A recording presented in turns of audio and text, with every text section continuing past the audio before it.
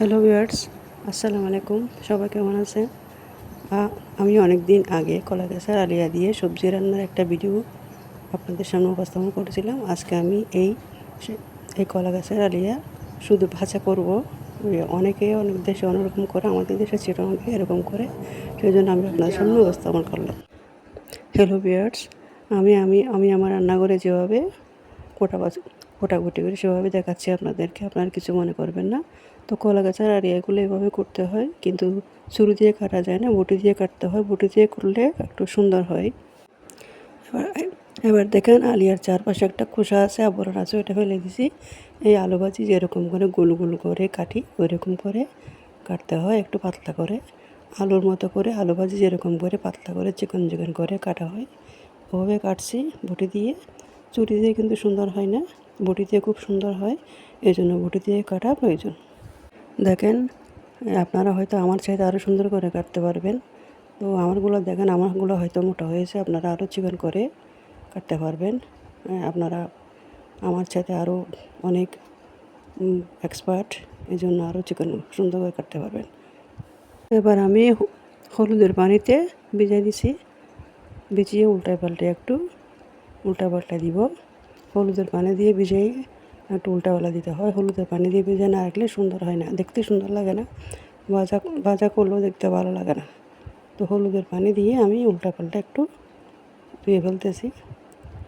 দেখেন খুব সুন্দর হয়েছে, হলুদের পানি দিয়ে যখন দিছি খুব সুন্দর হয়েছে। এবার চুলায় দিছি সিদ্ধ করার জন্য, একটু ভালোভাবে সিদ্ধ করতে হবে। হলুদের পানি দিয়ে আমি সিদ্ধ করতে চুলায় দিলাম, ফুল চলে, একদম ফুল আছে, সিদ্ধ করতে হয়। একটু একটু নিয়ে দেখলাম সিদ্ধ হয়েছে কি না, কিন্তু হয় নাই। আরও কিছুক্ষণ রাখবো, একদম ভালোভাবে সিদ্ধ হতে হবে। সিদ্ধ হওয়ার পর এবার আমি বেসিনে একটা ঢাকা দিয়ে ঢেলে ফেলছি। এগুলো কিন্তু ভালোভাবে পানি সরতে হবে, ঢেলে ফেলছি। আর ধোয়া লাগবে না, ধুয়ে কিন্তু দিছি। এভাবে ঢেলে রাখবো। ঢাকাতে বসার পর এভাবে একটু আলগিয়ে বসে রাখতে হবে, যাতে সব পানি ছেড়ে যায়।